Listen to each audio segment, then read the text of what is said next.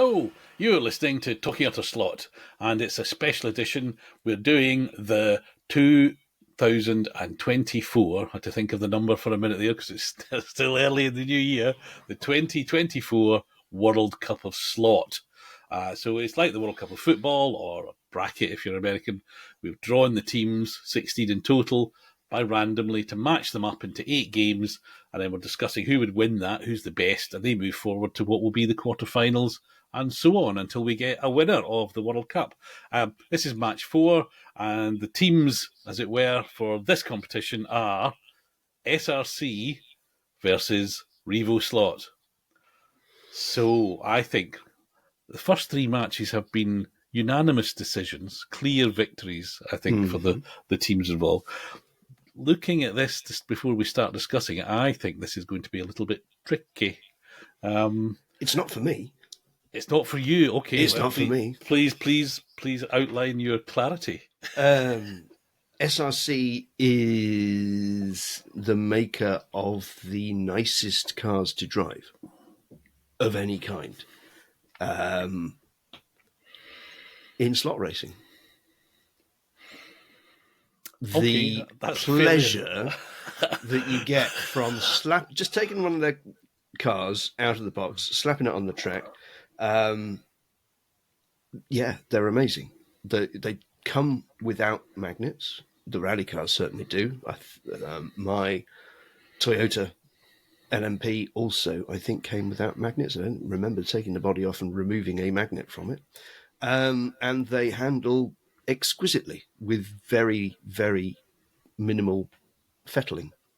The tyres are good, the gearing's good, the weight, they've got ballast in them already, ready to run without magnets. The models are generously proportioned for 1/32, certainly in the across the axle. My Peugeot 205, actually, when you look at a Peugeot 205 Turbo 16, the driver and co-driver were like this.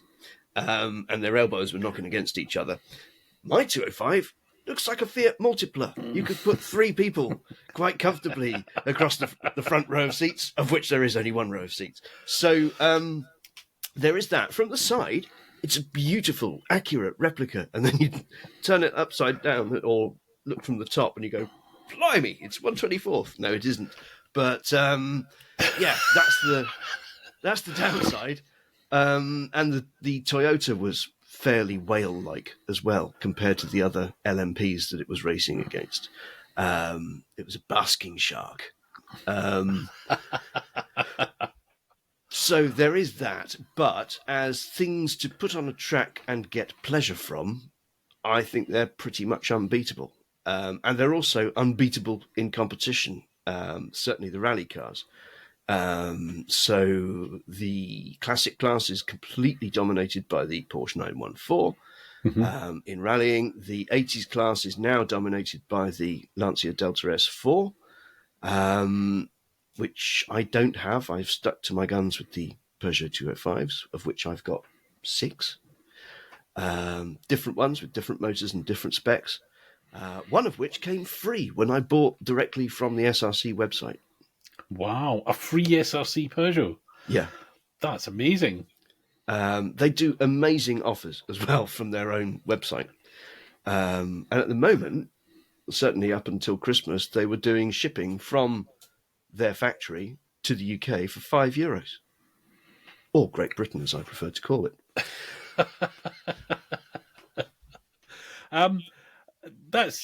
I can see that's a very good argument. I would go along with much of that, in the sense that I've got the Delta, the Toyota LMP car it's a fast competition slot car, isn't it? It's wide and long, and the body. I couldn't make mine work. I actually swapped back to a slotted Lola.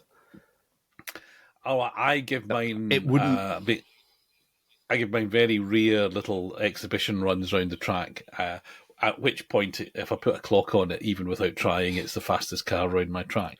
Well, I bought the white kit because I'm a cheapskate, and I painted it as the Alpine because it's a bit blobby and LMPs tend to look fairly similar. And it just couldn't cope with the lumps and bumps of our club track. So I sold it to somebody who races on wood, who's very happy with it and wins lots of races. Yeah, I mean the Farnborough Park track is a bit like the rest of the roads in Great Britain, in dire need of remaking and smoothing. But that's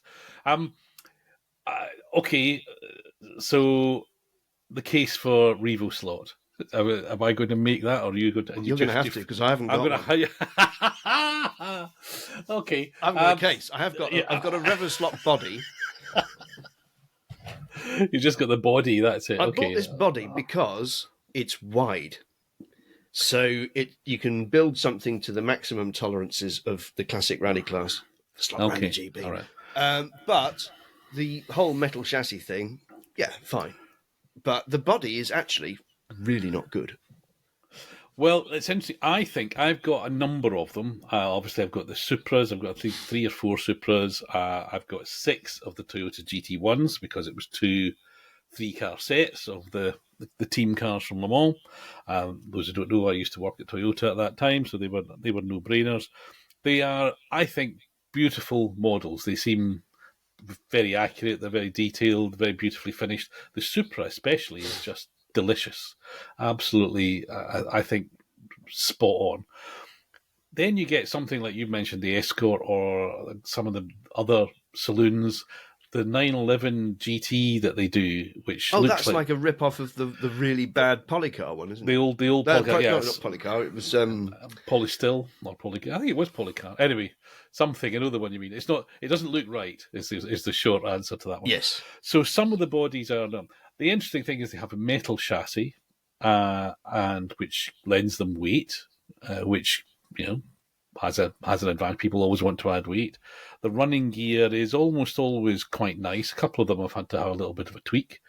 And this is the same for both. The packaging, has to be said, the packaging on RevoSlot is very nice. The cardboard box beautifully fits together. The air just escapes. There's a sort of sense of suction as you pull it off.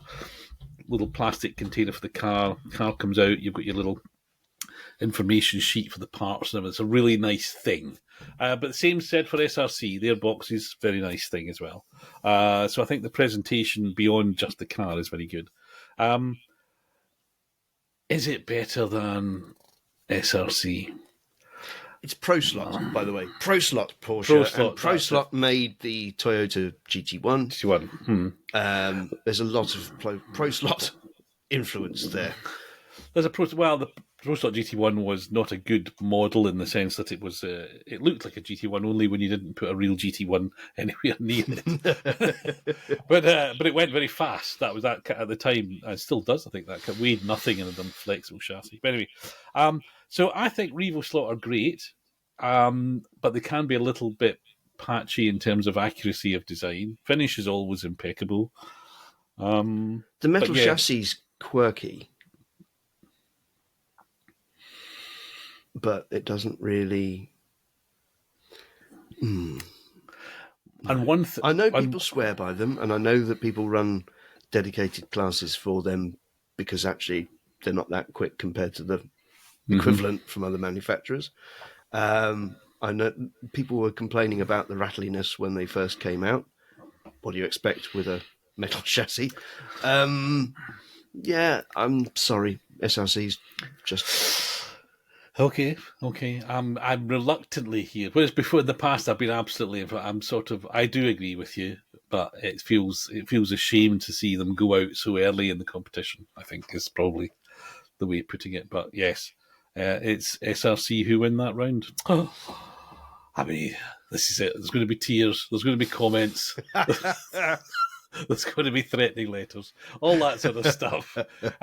Anyway, if we'll move on. If you want, all of these matches are being uploaded as little individual episodes on YouTube and on the podcast channels, and also on the Facebook page. I'll put up the main table with the draw, so you can see who's matches to come, who's playing who, and then comment, etc. on there. So hope you're enjoying it, and we'll carry on to match 5. See you soon.